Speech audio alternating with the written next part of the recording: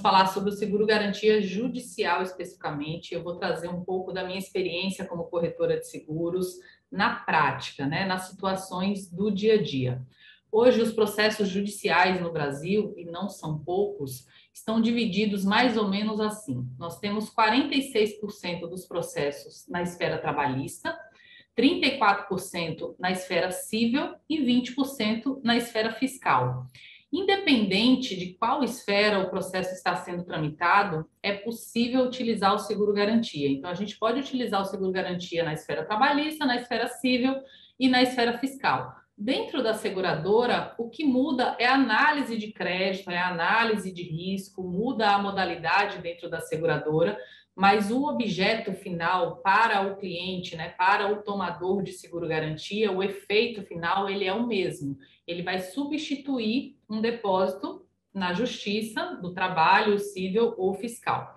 E aí, aprofundando um pouco mais, nós temos duas possibilidades de utilizar o seguro-garantia. A gente pode substituir processos novos.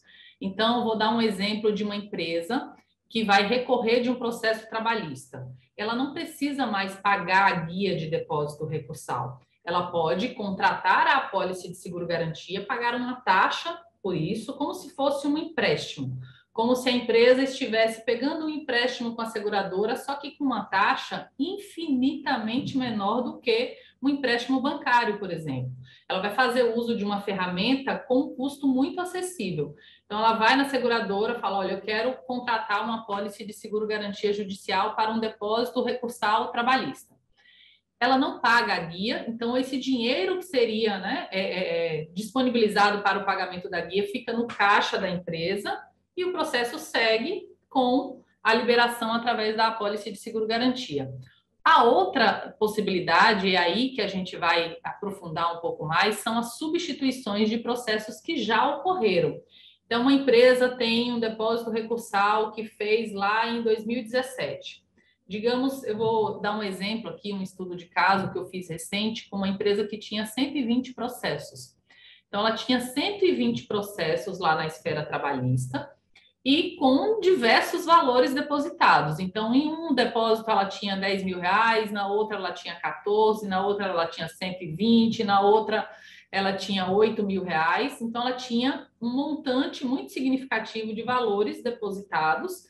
E o que nós propomos, né? O que o corretor pode propor para essas empresas?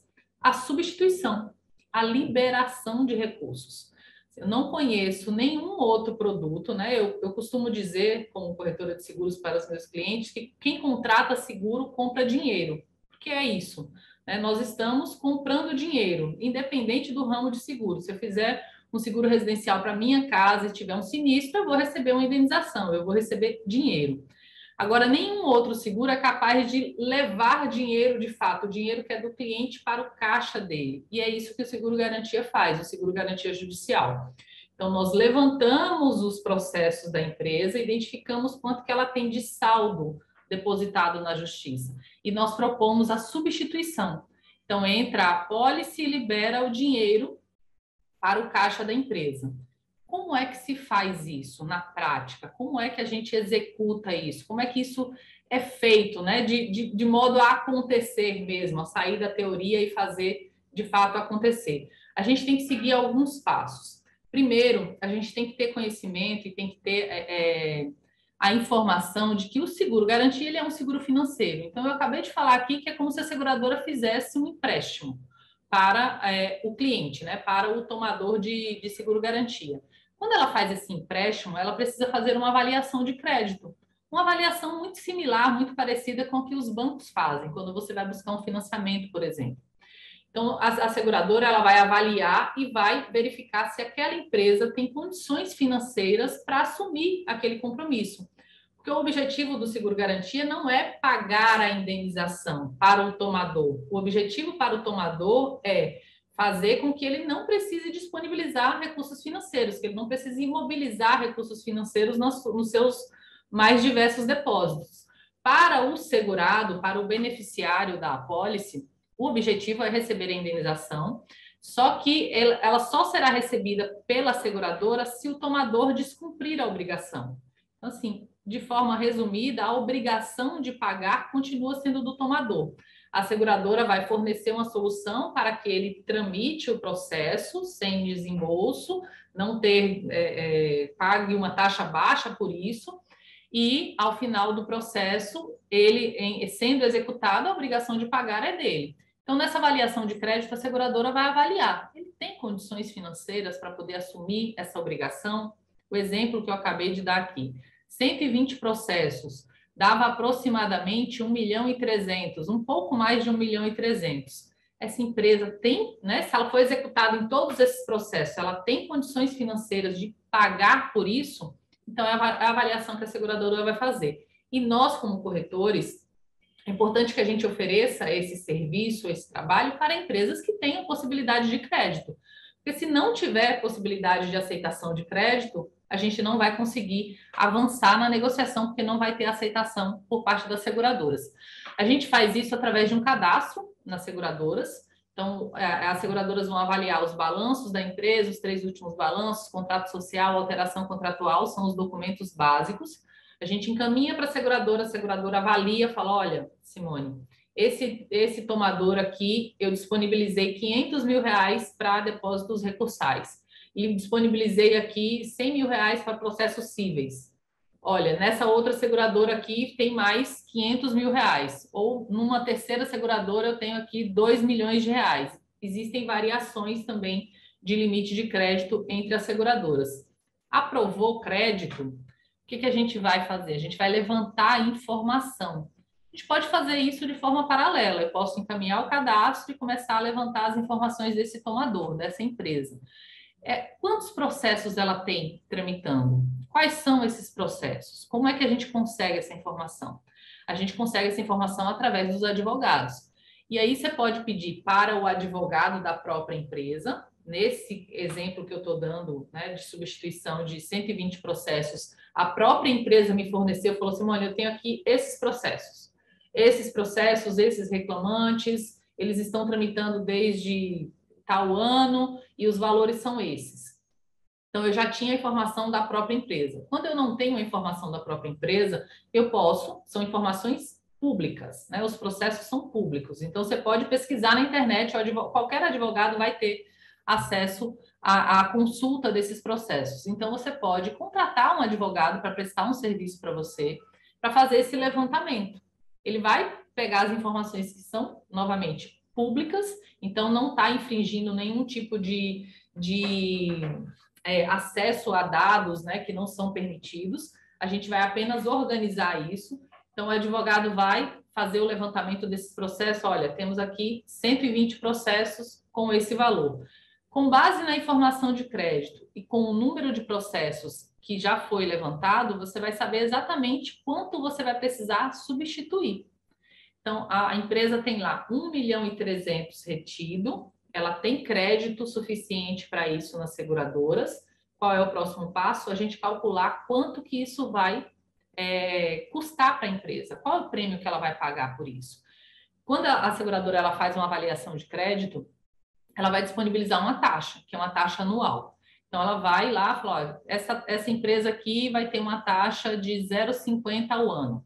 Essa taxa também varia, tá? De acordo com a política de crédito, de acordo com o momento da empresa, de acordo com o momento da seguradora, ela tem variações no mercado. Então, digamos que seja 1% ao ano. Então, a gente vai pegar esse montante, né, 1.300.000, cada um dos processos, lembrando que para cada processo nós precisamos emitir uma apólice, porque são varas diferentes, cada apólice vai seguir um caminho diferente. Então, eu vinculo uma apólice a um processo. Pego uma apólice de 8 mil reais, eu tenho que acrescentar 30%, porque a legislação obriga isso, eu tenho que ter uma margem, né, adicional em cima da importância segurada, calculo o valor por ano. Na esfera trabalhista, as apólices precisam ter 3 anos de vigência. Então, calculo por ano, multiplico pelos 3 anos, vai ser o prêmio de cada uma dessas apólices. Fez isso em todos os processos, você vai saber exatamente quanto que a empresa vai precisar investir para ter essa substituição. Eu não conheço nenhum tomador arrependido de ter feito isso. o que eu conheço são tomadores, são empresas que não conhecem o seguro-garantia judicial. E aí a importância do corretor levar essa solução até a empresa, demonstrar para a empresa como que isso é feito.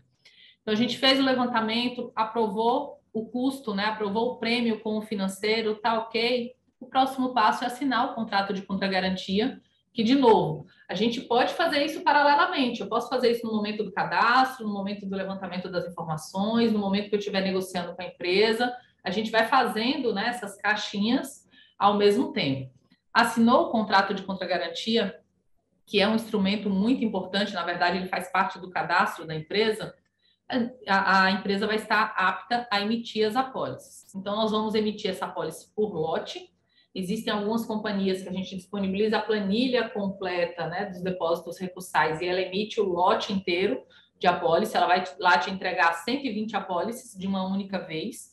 Ou a gente pode entrar no portal da seguradora e emitir uma a uma. Eu vou emitir aqui 30 apólices hoje, amanhã eu vou emitir 30 outras apólices. Nesse caso especificamente, que eu acabei de dar um exemplo, nós fizemos uma a uma. Então, eu fui lá, emiti, parte da minha equipe emitiu outras apólices e a gente foi disponibilizando, a gente organizou com o advogado da empresa momentos das entregas. A gente não entregou todas as apólices de uma vez, até porque o jurídico da empresa, o advogado da empresa, eles precisam peticionar essas apólices. Então, ele recebe a apólice e ele peticiona, ele junta o processo.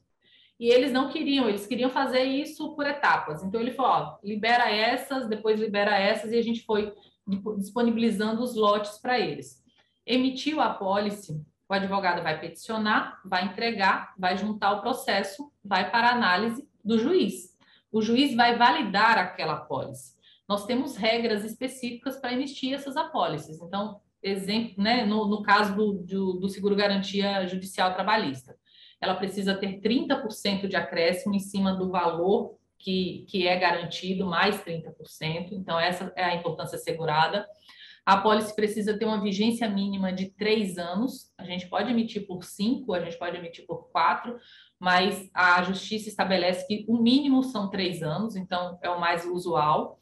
A apólice ela precisa ser emitida por uma seguradora autorizada pela SUSEP, então cada uma dessas apólices precisam seguir com a certidão de regularidade da seguradora, junto à SUSEP, a gente consegue essa informação na internet. Então, enviou um lote de apólice, eu mando a certidão e a certidão dos administradores da empresa. Isso não necessariamente é uma obrigação, mas eu acho que é muito importante para que o juiz identifique, ó, essa empresa, essa seguradora, a apólice assinada por essa pessoa que está aqui autorizada e representada na SUSEP. Então, a gente pega esse kit inteiro e leva para a validação do juiz. Após 7 dias da emissão da apólice, o juiz ou o próprio advogado, ele pode consultar a validação da apólice, né? Essa apólice é válida, né? Ela está registrada na SUSEP, isso também é uma obrigação, ela também está prevista no ato conjunto da Justiça do Trabalho. Ele vai, consulta, validou, e aí o juiz vai validar a apólice, ou ele pode questionar, falar, olha, não identifiquei aqui o registro da apólice. É comum também isso acontecer, né? A gente está falando com pessoas que não são do segmento de seguros. Então, às vezes, um detalhe para a gente é muito óbvio, é muito simples, mas a pessoa que está lá na frente, não. Então, quando vocês ouvem falar assim, ah, mas a apólice foi questionada, o que eu costumo receber aqui, né, de forma mais recorrente, é essa consulta na SUSEP, porque as pessoas não sabem como fazer. Mas é muito simples, ele volta, fala, olha, Simone, está faltando a consulta. Aí a gente consulta e devolve, e aí a apólice segue. Então, cada processo vai seguir o seu rito na sua vara, onde o processo estiver, então vai seguir caminhos diferentes. Alguns valores serão liberados com mais rapidez, outros valores serão liberados com mais tempo, né, demorando um pouco mais, depende muito do momento também, do trâmite dentro do juizado, dentro da vara. Mas o fato é que cada apólice será analisada, será validada, e nós temos base legal. Quando eu falo nós temos, é o mercado de seguro-garantia. Essa substituição ela é prevista a partir da reforma trabalhista, em 2017. Então, nós temos a reforma trabalhista, que é uma lei federal que permite o pagamento dos depósitos recursais através do seguro-garantia, E mais recentemente, nós temos uma decisão do Conselho Nacional de Justiça, onde estabeleceu, através de um julgamento, uma recomendação dessa substituição. Isso ocorreu no início de 2020 e de lá para cá a Justiça do Trabalho acatou, atualizou o ato conjunto, que é um instrumento, né, de guia, né, da aceitação das apólices, e hoje, a partir de 2020, é possível fazer essa substituição. Então, nós estamos em 2022, eu estou falando de uma decisão que ocorreu em 2020, que iniciou em 2017, que foi fortalecida em 2020, então é muito recente. Né? É muito comum que advogados não saibam como tramitar com isso, não saibam como executar, né, esse passo a passo que eu falei. Então, a apólice ela vai seguir, vai liberar. Nesse exemplo que eu dei, a empresa indicou uma conta específica para que eles pudessem controlar, né, essa restituição, esse valor. Como eu disse, alguns demoraram um pouco mais, mas eles conseguiram já acesso a todo esse dinheiro que estava paralisado. Então, esse dinheiro ele pode ser aplicado ao próprio negócio, ele pode ser investido. Hoje, a gente se investir em renda fixa é muito melhor do que se permanecer com o dinheiro, com o reajuste que é feito na justiça. E aí, o nosso trabalho como corretor de seguros é acompanhar essas apólices, por quê? As apólices de seguro-garantia judicial, elas precisam estar válidas durante todo o processo. Então, nós emitimos por 3 anos, mas se esse processo durar 5 anos, a apólice precisa estar vigente até o final. Então, quando chegar em 90 dias, 120 dias antes do término da vigência, é importante voltar para o advogado e falar, olha, esse processo está vigente ou não? Porque com 60 dias antes do final da vigência, a justiça determina que a apólice precisa ser renovada. Então, nós vamos para o advogado com um pouco mais de antecedência, verificamos se esse processo está válido ou não, né, se ele está ativo ou não. Se ele não estiver ativo, a gente vai informar para a seguradora e não vai dar continuidade à renovação automática. Se a gente não informar para a seguradora, ela vai renovar automaticamente a apólice e vai gerar cobrança para o tomador. Então, é importante organizar isso com o tomador, né? Falar, olha, tomador, temos esses processos aqui, essas apólices serão renovadas, vai custar X. E aí a gente organiza o processo, eles vão fazer os pagamentos dos prêmios, as apólices continuarão até o final do processo. Existe também a previsão de atualização anual dessas apólices. Normalmente, essas apólices são reajustadas pela Selic. Se a gente está falando de substituição, se tem lá um valor depositado, esse valor é para garantir a indenização de um reclamante. E se o processo demora 5 anos, né, ele vai ser defasado, nós temos inflação. Então, é importante que as apólices acompanhem e sejam atualizadas anualmente para manter o valor de indenização adequado ao beneficiário, né, ao reclamante. Então, uma vez por ano, a gente faz a avaliação dessas apólices, propõe aos advogados, mostra aos advogados o valor de aumento dessas apólices, e eles também peticionam, entregam esses endossos na justiça, já atualizados. Então, o processo ele é um processo vivo, né? Ele acaba que não para e ele gera muita movimentação dentro da corretora de seguros, porque a gente tem os endossos, onde tem os pagamentos de prêmios, a gente tem as renovações. A gente costuma falar que seguro-garantia não tem renovação. Seguro-garantia judicial veio para resolver isso, ele tem renovação. Obrigatoriamente ele tem renovação e ele vai gerar também remuneração para o advogado. Então, eu espero que esse conteúdo seja muito válido para você e que você consiga aplicá-lo na prática. Pega esse passo a passo, né? O cadastro, a assinatura do CCG, o levantamento dos processos. Num primeiro momento, ele pode parecer que é demorado demais ou que ele é burocrático demais. Não é. É só uma questão de organizar, né? De ir passo a passo, falar, já fiz o crédito, ok. Vou assinar o CCG, foi. Levantei os processos, está aqui. Levantei os valores, está aqui. Apresentei para o financeiro, está aqui. Entreguei as apólices, está aqui. E depois é acompanhar, né, ao longo do processo o que vai acontecer nessas apólices e continuar, obviamente, realizando esses negócios. Então, meu convite aqui para você é que você passe essa informação adiante, que você ligue para os seus clientes, né? Que eu tenho certeza que já estão aí na sua carteira. A melhor fonte de prospecção é dentro da nossa própria carteira. Então, ligue para as empresas que você conhece. Dificilmente uma empresa no Brasil não passou ou não passará por uma ação trabalhista, dificilmente.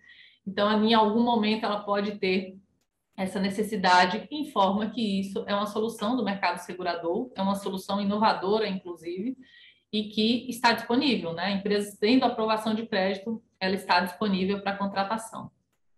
Todos os números que eu apresentei aqui nesse estudo de caso são reais, foi exemplo, né? Foi um fato que aconteceu dentro da minha corretora de seguros.